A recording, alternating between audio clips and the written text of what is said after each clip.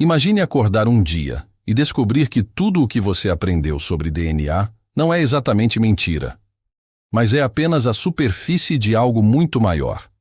Desde a escola, nos ensinaram que o DNA é o manual biológico da vida, o código genético que define quem somos, como nascemos, como crescemos, como adoecemos e até como morremos.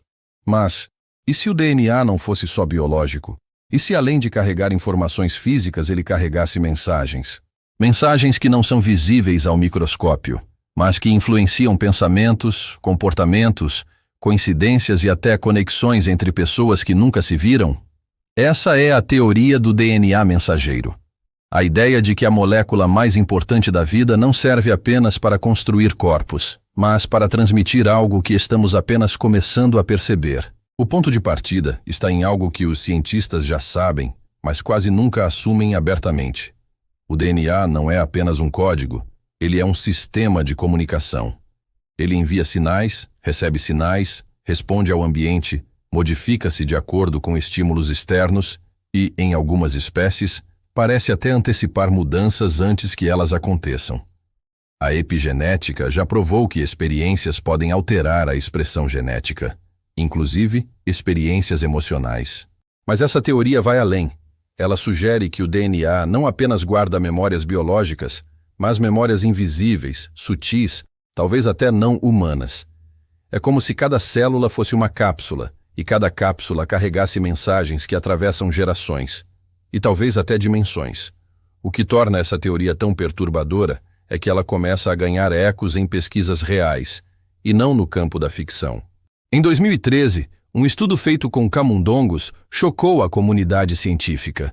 Filhotes nasciam com medo de um cheiro que nunca haviam sentido, mas que seus pais haviam associado à dor. A experiência traumática foi gravada no DNA, não na mente. Era como se o DNA tivesse armazenado não apenas a informação biológica da espécie, mas uma memória emocional. A pergunta que nunca foi respondida: se o DNA pode guardar medo, o que mais ele pode guardar? Agora, imagine isso em escala humana. Quantas pessoas sentem medo de coisas sem saber por quê? Fobias sem motivo, traumas sem origem, intuições que surgem do nada. E se parte disso não viesse de experiências pessoais, mas de mensagens herdadas? E se a vida não começasse em branco, mas começasse com um pacote de instruções invisíveis, vindo de lugares que não conseguimos rastrear?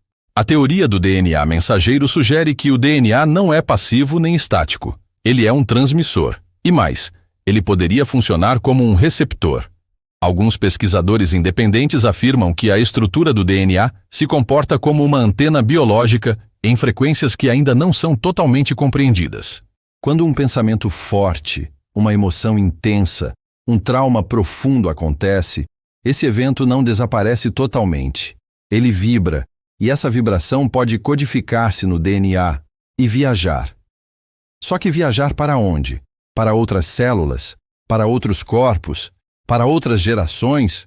Ou, e essa é a parte mais desconfortável, para fora do ser humano? Se isso for verdade, então o DNA pode estar envolvido em uma forma de comunicação silenciosa entre seres vivos. Uma troca de informação que não depende de fala, de internet, de escrita ou de contato físico. Algo invisível, mas ativo.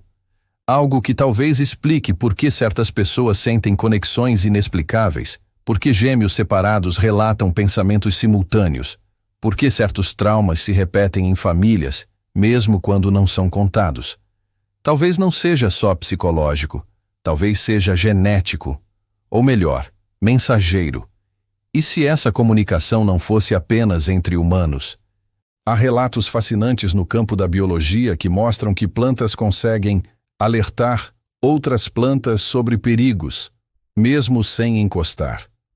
Há fungos que trocam informações através de redes subterrâneas, como se fossem cabos de internet orgânicos.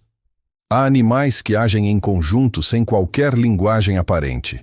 E de repente surge a pergunta que a ciência evita: o que está sendo trocado? Informação genética ou algo além?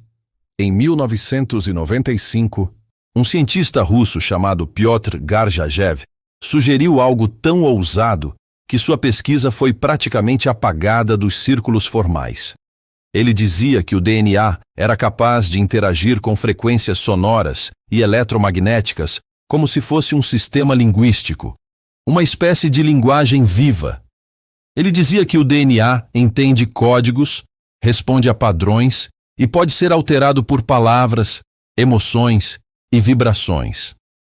A teoria foi rejeitada publicamente, mas nunca foi completamente desmentida. Foi arquivada.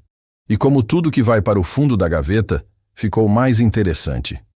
Se o DNA responde a frequências, então ele pode ser influenciado por músicas, por ambientes, por emoções coletivas, por acontecimentos que nem vemos, mas sentimos. Isso explicaria por que determinadas experiências parecem mexer com a humanidade inteira, como se houvesse uma ativação em massa. Quantas vezes já ouvimos que algo está mudando nas pessoas? E se não for psicológico, mas biológico? Agora, o ponto que ninguém quer discutir. Se o DNA é transmissor e receptor, quem mais está transmitindo? A teoria radical sugere que a vida na Terra pode não ser totalmente isolada. Que exista um sistema maior, talvez universal, onde o DNA seja uma espécie de interface entre o físico e o não físico. Algo como um cabo de rede entre mundos. Algo que nos conecta sem que saibamos que estamos conectados. E de repente, o DNA deixa de ser apenas biologia e vira tecnologia orgânica, criada, evoluída, implantada. Ou sempre esteve aí, invisível, esperando que alguém fizesse a pergunta certa?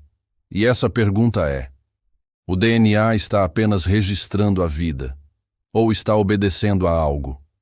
Você já se perguntou por que o DNA é tão resistente, tão inteligente em sua própria arquitetura, tão simétrico, tão matemático? Por que ele parece mais um código de programação do que um acidente biológico? Por que ele é, ao mesmo tempo, simples e impossível de replicar artificialmente com perfeição? E se não for apenas um manual, mas uma mensagem compactada, à espera de ser decodificada?